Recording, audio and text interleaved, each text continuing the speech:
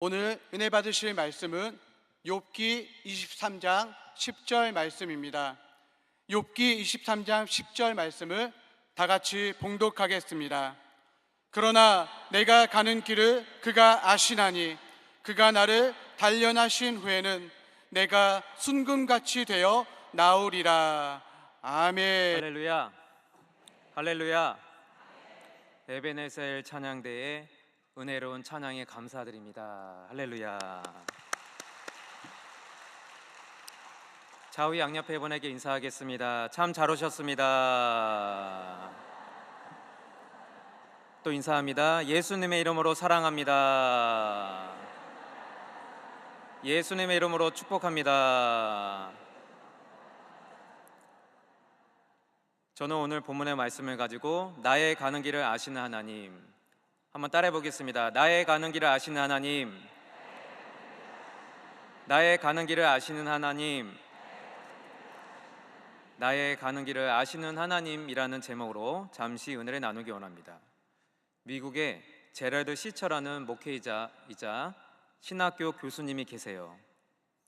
순전한 기독교의 저자 C.S. 루이스가 치열한 지성으로 고통의 문제를 다루었다면요, 제러드 시처 교수님은 그의 가정에 닥친 비극적인 경험과 깊은 영적인 통찰로 상실의 문제를 다루고 있습니다. 이 제러드 시처 교수님은요, 1991년도에 음주운전 차량의 역주행으로 정명 충돌을 당하였어요. 그 자리에서 어머니와 아내, 4살 된 딸아이를 그 자리에서 잃게 되었습니다.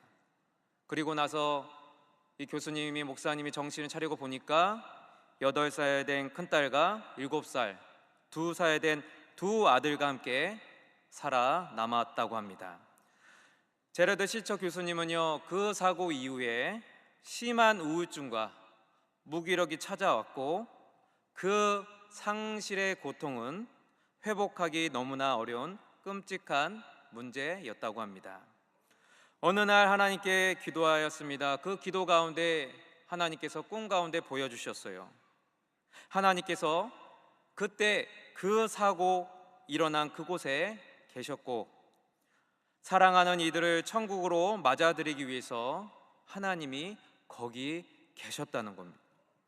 사고에서 살아남은 우리를 새로운 삶의 길로 하나님이 보내시려고 거기 계셨음을 꿈 가운데 보게 되셨다고 합니다. 그러면서 제러드 시처 교수님은 하나님 앞에서 울다라는 그의 저서에서 이렇게 고백하였습니다. 나는 내가 하나님의 주권을 완전히 이해할 수 있게 되리라고 생각하지 않는다. 나는 왜 사고가 일어났는가 하는 물음에 대한 답을 얻지는 못했다. 또 그 사고가 내게 유익했다는 확신도 얻지 못했다. 사고로 인한 나의 슬픔을 싣고 행복을 대신 얻지도 못했다. 그러나 평화를 얻었다. 그날 이후로 나는 하나님의 주권이 저주가 아니라 축복이라는 것을 믿기 시작했다. 할렐루야. 사랑하는 여러분요, 오늘 이 예배 가운데 상실의 고통 가운데 때로는 알 수 없는 고난으로 인해서 고통 가운데 있는 사랑하는 성도 여러분, 하나님이 주시는 위로가, 깊은 위로가 있으시길 주님의 이름으로 축원합니다. 또한 예배 가운데 상실의 고통 가운데, 고난의 고통 가운데 하나님 위로와 응답의 축복이 있으시길 예수님의 이름으로 축원합니다. 주님의 제자들은요, 갈릴리 바다에서 광풍을 만났어요. 사도 바울은 선교 여행 가운데 유라굴로라는 광풍을 만났습니다. 오늘 성경의 본문에 욥 또한 이유 없는, 아무런 까닭 없는 인생의 광풍을 만났던 구약의 대표적인 인물이에요. 그러한 까닭 없는 고통에 대한 욥기의 중심 질문은 바로 이것입니다. 의인이 왜 고난을 당하는가? 의인이 왜 고난을 당하는가? 욥은요, 그 답을 찾지 못했습니다. 답을 찾지 못했어요. 그러나 하나님은 알고 계셨습니다. 친구들은 욥을 정죄하였고 욥이 사랑하는 이들이 욥을 다 떠났지만 하나님은 욥을 잊지 않으시고 욥의 온전함을 인정하여 주셨습니다. 욥의 인생길 끝에는 정금 같은 믿음, 순금과 같은 믿음이 있었기 때문입니다. 사랑하는 성도 여러분, 비록 내가 가는 길을 다 알 수 없을지라도 하나님을 알고 계세요. 선하신 하나님, 완전하신 하나님을 절대 긍정, 절대 감사의 믿음으로 붙들고 승리하는 신앙생활 되시길 바랍니다. 첫째로 하나님을 경외하는 욥입니다. 욥기 1장 1절에 우수 땅에 욥이라 불리는 사람이 있었는데 그 사람은 온전하고 정직하여 하나님을 경외하며 악에서 떠난 자더라. 욥기 1장 1절에 우수 땅에 거주하는 욥이라는 사람이 등장하고 있어요. 욥은요, 동방 사람 중에 으뜸가는 부자였다고 합니다. 욥의 거주지가 동방이라는 말을 통해서 약속의 땅 가나안에서 동쪽인 요단강, 요단 동편으로 욥의 거주지를 보고 있어요. 욥의 시대를 추정할 때 창세기와 욥기에서 화폐의 단위인 캐시타라는 용어가 나옵니다. 그것을 통해서 아마도 창세기에 아브라함과 같은 족장시대 인물로 추정하고 있어요. 욥의 이름의 히브리 어원은 핍박받는 자, 고난받는 자라고 합니다. 그런데 욥의 이름과 상반되게 욥의 삶을 정의 내리면 한마디로 욥은 하나님을 경외하는 사람이었습니다. 욥기 1장 1절에 그 사람은 온전하고 정직하여 하나님을 경외하며 악에서 떠난 자더라. 할렐루야. 욥은 하나님 앞에서 사람 앞에서 흠이 없고 정직하여 하나님을 예배하고 악을 멀리하는 사람이었다는 것이요. 그것을 어떻게 알 수 있었습니까? 욥기 1장 5절 말씀에 그들이 차례대로 잔치를 끝내면 욥이 그들을 불러다가 성결하게 하되 아침에 일어나서 그들의 명수대로 번제를 드렸으니 이는 욥이 말하기를 혹시 내 아들들이 죄를 범하여 마음으로 하나님을 욕되게 하였을까 함이라. 욥의 행위가 항상 이러하였더라. 욥은요, 아들 7에 딸 셋 10자녀가 있었습니다. 이들이 잔치를 할 때마다 욥은 혹시라도 아들들이 죄를 범하여 마음으로 하나님을 욕되게 했을까 봐 번제를 드렸다는 거예요. 욥은요, 그 가정의 제사장으로서 자녀들이 주님을 향해서 혹여라도 입술로 범죄한 것이 있는지, 마음으로 욕되게 한 것이 없는지, 삶이 흐트러지지 않도록 거룩한 삶을 살도록 아침마다 하나님 앞에 번제를 드렸다는 것입니다.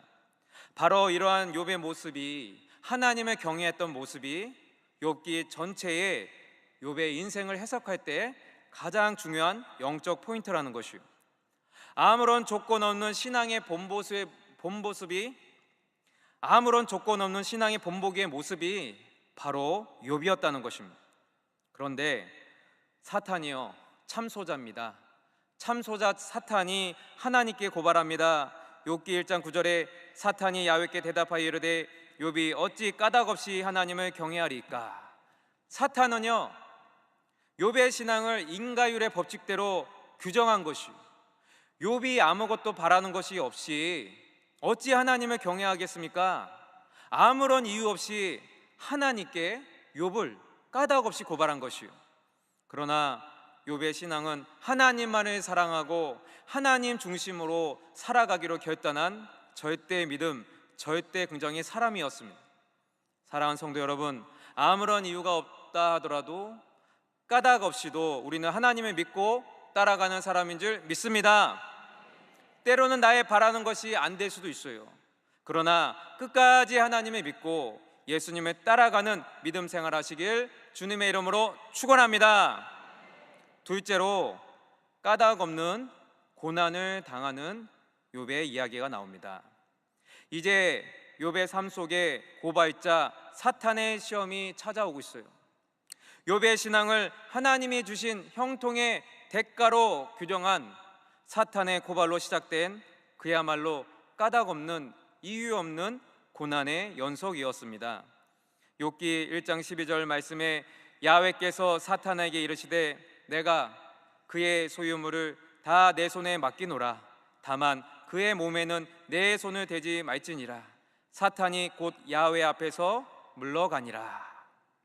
사탄이 욥을 공격해도요, 하나님은 그의 몸에는 손을 대지 말지니라 엄히 제안하셨습니다. 사랑하는 성도 여러분, 우리의 인생에 어떠한 고난이 올지라도요, 그것은 하나님의 주권적인 섭리 아래에 있다는 거예요.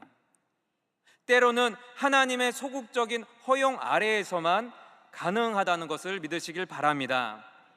그러므로 우리가 반드시 알아야 할 것은요, 어떠한 삶의 깊은 고난의 순간에도요, 하나님이 나와 함께 하신다. 하나님이 나와 함께 하신다. 저 우주 끝에도 하나님의 통치와 다스림이 미치지 않는 곳이 없다는 하나님의 주권과 섭리에 대한 절대 믿음이 흔들리지 마시길 바랍니다. 이제 사탄의 참소로 인해서요, 욥은요 까닭 없이 고난을 당하게 되는 거죠. 까닭 없는 고난을 당하는 욥의 이야기가 세 가지 사건으로 나옵니다. 첫째로 욥의 소유를 잃어버려요. 갑자기 찾아온 고난으로 인해서 욥은요 전 재산을 잃어버리게 되었어요. 또 갑자기 광야에서 광풍이 불어오더니 집 목퉁이가 무너져서 사랑하는 아들 7과 딸 셋, 10명을 한꺼번에 잃어버리는 충격적인 고난을 당하였습니다.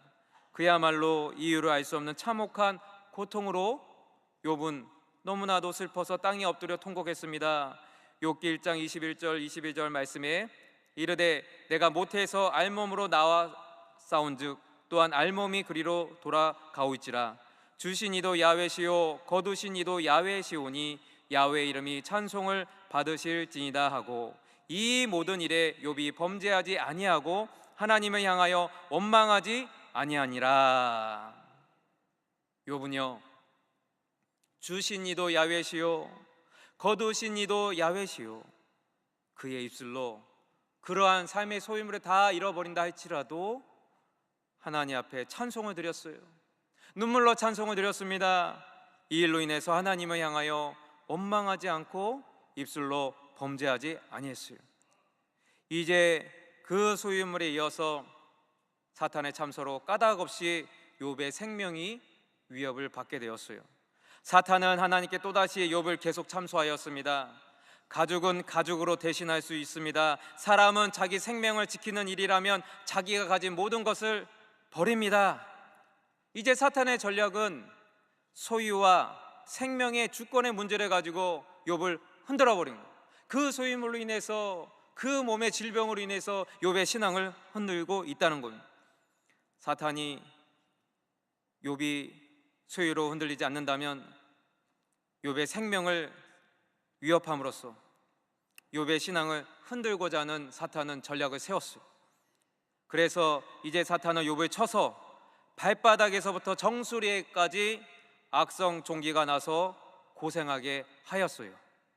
욥은 마을 밖 잿더미에 앉아서 질그릇 조각을 가져다가 몸을 긁고 있는 그러한 처량한 신사가 되었다는 것입니다. 너무나 비참해진 욥을 보고서요 그의 아내마저도 욥을 욕하면서 떠나갔습니다. 욥기 2장 9절로 10절 말씀에 그의 아내가 그에게 이르되 당신이 그래도 자기의 온전함을 굳게 지키느냐? 하나님을 욕하고 죽으라. 그가 이르되 그대의 말이 한 어리석은 여자의 말 같도다. 우리가 하나님께 복을 받았은즉 화도 받지 아니하겠느냐 하고 이 모든 일에 욥이 입술로 범죄하지 아니하니라. 사랑하는 여러분, 욥은 소유와 함께 건강을 잃어버렸어요. 그럼에도 불구하고 욥은 하나님께 그의 신앙의 온전함을 굳게 지키고자 했습니다. 결코 입술로도 하나님을 원망하는 죄를 짓지 아니고자 기도했습니다. 우리가 하나님께 복을 받았은즉 화도 받지 아니하겠느냐? 욥은 소유와 건강의 주권의 문제를 하나님께 내어드렸어요.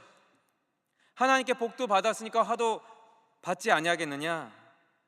그 소유와 건강의 주권의 문제도 하나님 손에 맡김으로써 하나님을 향해서 그의 신앙을 온전히 지킨 줄 믿습니다.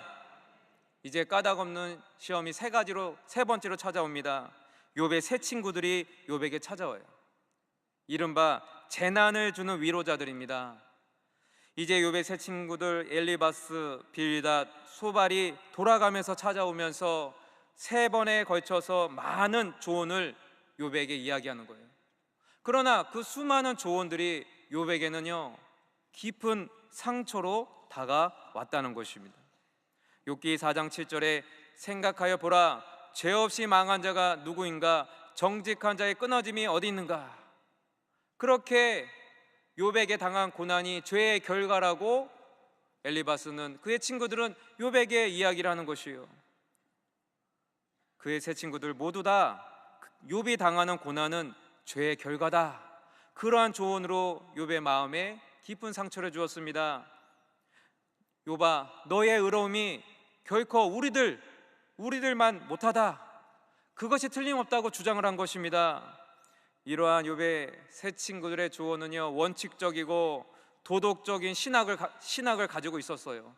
하지만 그들은 하나님의 은혜를 정확하게 파악하지 못하고 있었습니다. 욥기 16장 2절에 욥이 이렇게 고백합니다. 이런 말은 내가 많이 들었나니 너희는 다 재난을 주는 위로자들이로구나. 같은 성경 구절을 보니까요 세번역 성경이 이렇게 이야기합니다. 그런 말은 전부터 많이 들었다. 나를 위로한다고 하지만 오히려 너희는 하나같이 나를 괴롭힐 뿐이다.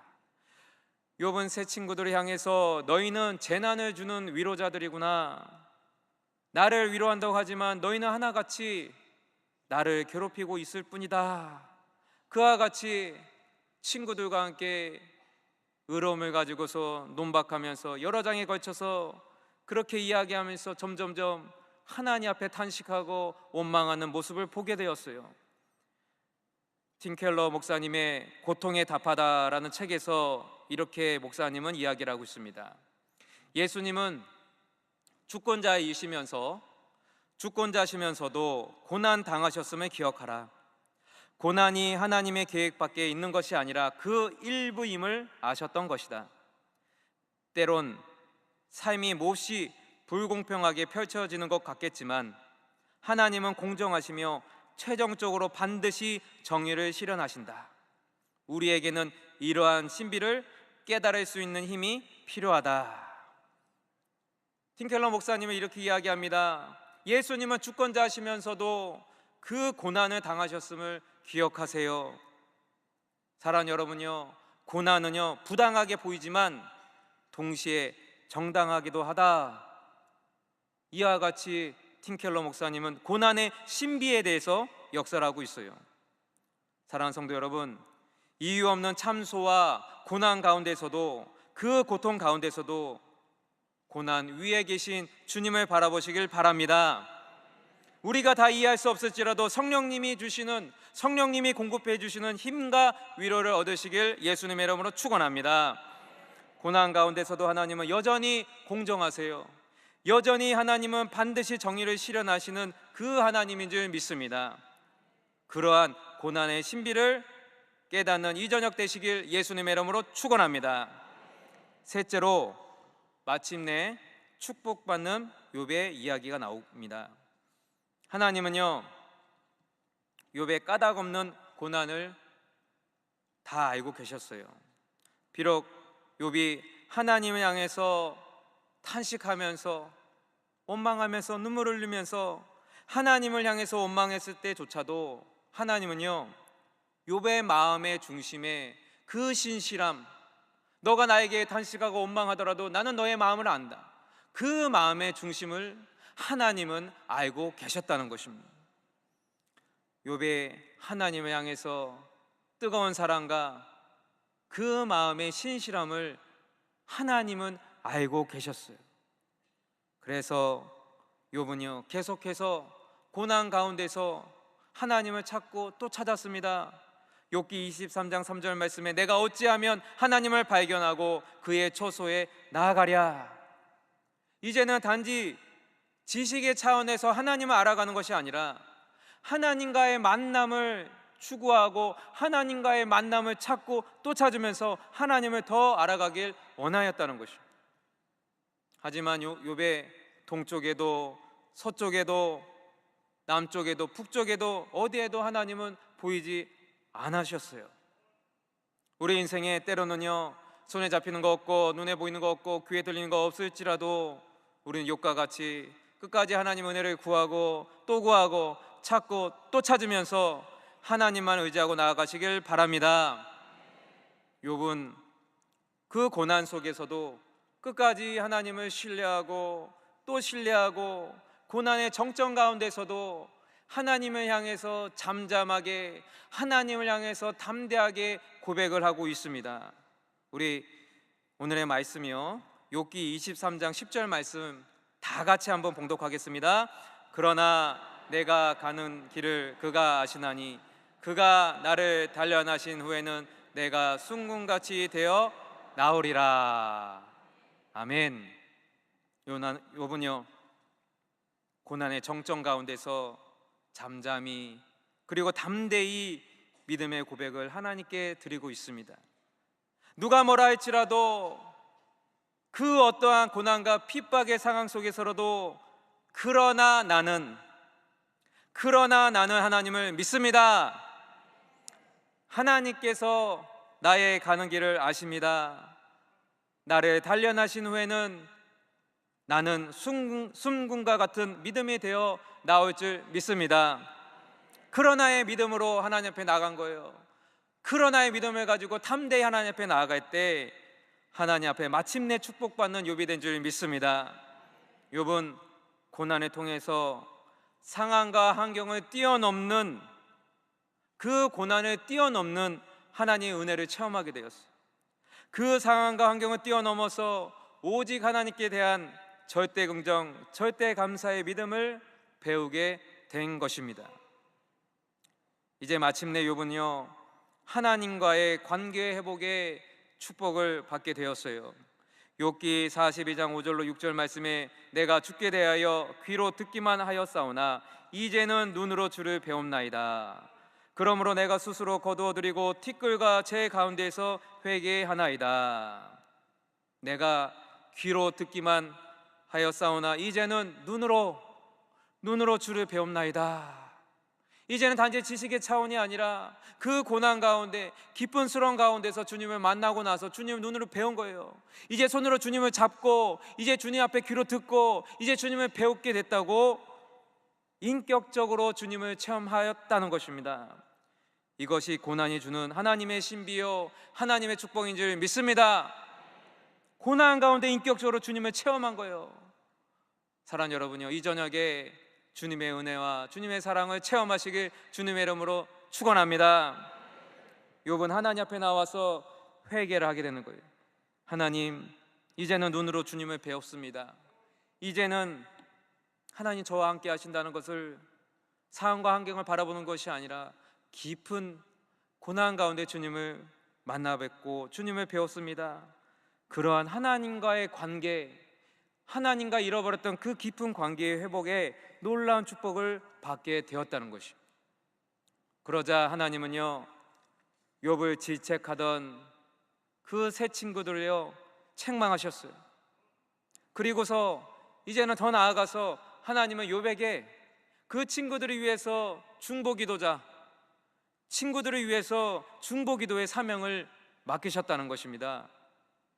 욥기 42장 10절 말씀에 욥이 그의 친구들을 위하여 기도할 때 야훼께서 욥의 공경을 돌이키시고 야훼께서 욥에게 이전 모든 소유보다 갑절이나 주신지라.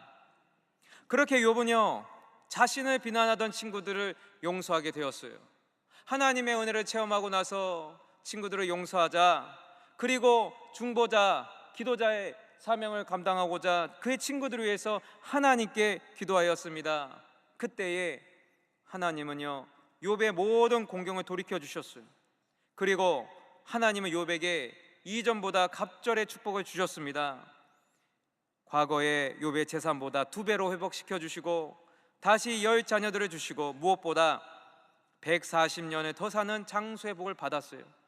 그리고 믿음의 손자 4대를 보는 축복을 받았습니다. 남미 아마존의 선교사 김철기 선교사님이라고 계세요. 선교사님의 책 가슴 찢는 회개라는 책에서 김철기 선교사님의 간증이 깊은 영적인 울림을 주고 있습니다. 아마존 선교의 충실한 동역자였던 아내 허운석 선교사가 암으로 투병하게 되었을 때 나는 여러 가지 충고를 했다. 엘리바스처럼 율법적으로 생각하고 판단했다. 당시에는 내가 잘못하는 줄도 몰랐다. 오히려 도와준다고 생각했다. 2013년 9월 허 선교사가 소천하고 난 뒤에야 나는 깨닫게 되었다. 모질고 힘에 겨운 고통을 당하면서도 하나님 아버지의 최선의 사랑을 신뢰하며 원망도 불평도 하지 않았던 아내가 떠난 후 나는 비로소 가슴 찢는 회개를 하게 되었다.